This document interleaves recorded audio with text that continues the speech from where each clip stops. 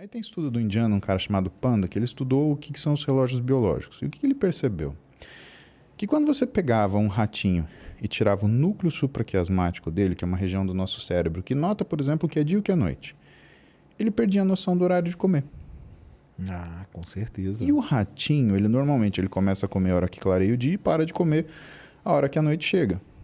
Então ele come durante o dia. E ele tem uma janela aproximada alimentar, sempre respeitando esse tipo de intervalo. O ratinho sem o núcleo supraquiasmático, ele come o tempo inteiro. Depois de 3 meses observando esses ratinhos, o que o Panda descobriu? Que com a mesma caloria, o ratinho que come ao longo do dia inteiro, ele engorda. E o ratinho que mantém aquela janela alimentar, ele simplesmente não muda o peso dele. O que você começa a entender? Ah, porque eu sempre fiz isso na minha vida. Não, você não sempre fez isso. Quando você morava na casa da sua mãe, você acordava às 7 da manhã para ir para a escola, ela te dava café. Meio-dia você chegava da escola, você almoçava. Aí, às 6 da tarde, ela ia te pegar pela orelha na cara do seu amiguinho para te dar o jantar. E aí, no máximo, ela te dava um copo de leite antes de dormir e você dormia. E você comia pizza, bolo, você comia estrogonofe, você comia lasanha, você comia macarronada. De domingo, então, você comia macarronada que você queria deitar na mesa, se fosse o caso, de tanto que você comia. E você não engordava. Ah, mas é porque o metabolismo era rápido. Negativo. É porque você tinha uma janela alimentar que a sua mãe fazia para você. Que foi a primeira coisa que você fez quando você se tornou adulto? Acordar, sair sem tomar café. Já começou ferrando tudo, né? Só isso... Você tem um estudo do American Heart Association de 2016 mostrando que você aumenta o seu risco de doença coronariana em 27,5%, só de não tomar café da manhã. Cara, é muita coisa. Aí, que hora você vai almoçar? Meio-dia? Não, 3 da tarde. A hora que der, né? É o famoso a hora que der, né? Exatamente. 4 da tarde. Ou você vai fazer um jantoço, né? E aí você vai chegar na sua casa... E você vai enrolar, vai fazer isso, vai fazer aquilo, e de repente vai vir aquela fome, Sérgio, que você vai misturar feijão, arroz, macarrão, bolo de cenoura com peixe frito e filé mignon com, sei lá, se tiver água sanitária gelada, você vai tomar, né? E isso já é a primeira coisa que a gente desorganiza na fase adulta. Regulariza tudo, né? E o nosso organismo, ele é bom, ele briga com isso durante um tempo, durante alguns anos. Chega uma hora, né, como o organismo ele é montado com base em sistemas de comporta, que ele não aguenta mais sustentar o que é essa resistência, esse estímulo nocivo. E você começa a ganhar peso, ganha peso, ganha peso, ganha peso.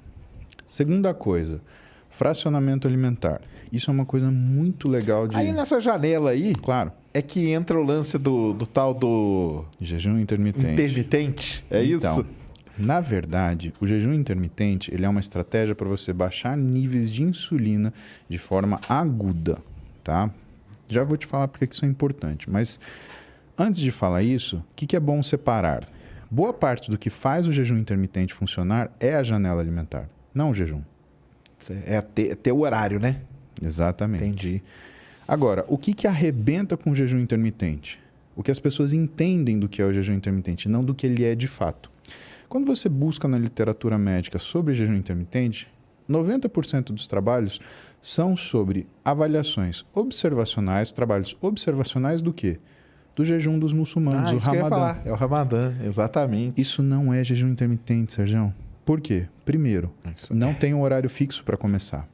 Não tem um horário fixo para terminar, segundo lugar. Terceiro, você não tem consumo de água durante o período do jejum. Então, você está desidratando. Quarto, as refeições são festivas. Então, a refeição de entrada no jejum é uma refeição lauda para o muçulmano conseguir tolerar aguentar o que é aquilo, o tempo o tranco todo do dia. Isso. E a refeição no final do dia, o iftar, ela é uma refeição festiva que você faz com seus amigos. Ou seja, não tem nenhum tipo de objetivo científico, fisiológico, fisiopatológico, de emagrecimento, de ganho de massa muscular. Nada disso. Ele é cultural. Exatamente. Né? E o jejum, ele também faz parte de outras religiões. Ele faz parte de algumas coisas relacionadas ao catolicismo também. Você tem os jejuns católicos, você tem as restrições seletivas, né? Que nem não comer carne na sexta-feira santa. Sim. Cara, se você está falando para mim que jejum intermitente é para emagrecer, então não comer carne na sexta-feira santa também é para emagrecer. Né? Você percebe que não faz sentido isso. E aí as pessoas fazem o quê? Por exemplo, o que desmonta o jejum intermitente? Ah, eu faço jejum intermitente, eu faço uma janela de 8 horas de alimentação. Então o jejum intermitente foi todo baseado no Ramadã mesmo? Na verdade, não. É que modernamente, Sim. quem estuda jejum intermitente associou o Ramadã como um modelo observacional.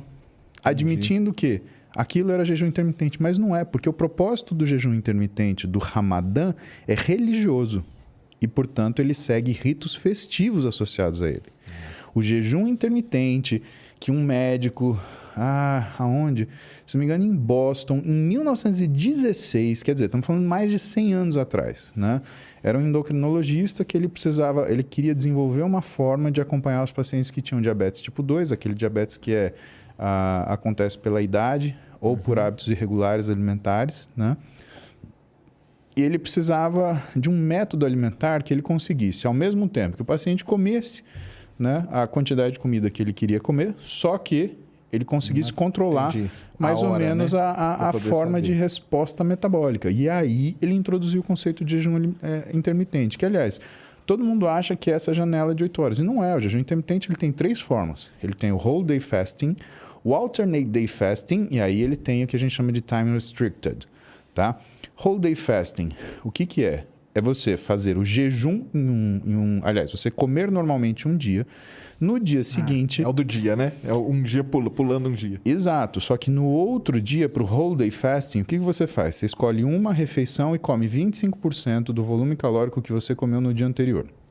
Entendi. Whole day fasting. Alternate day fasting, aí esse sim, você come dia sim, dia não. Imagina o humor de você passar um dia em jejum. Caramba. Fácil, nem é bom nem pensar. É bom nem pensar. Eu acho que eu enlouqueceria, tá?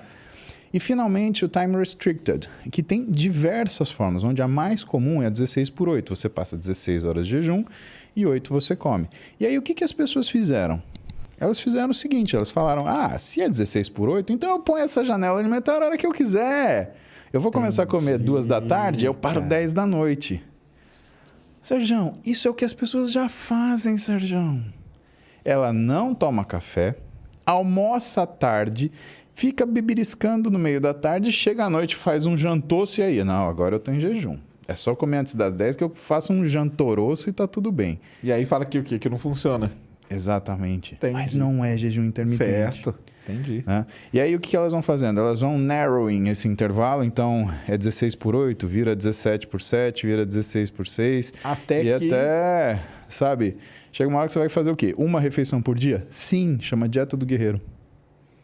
Porque diz que na antiguidade o homem na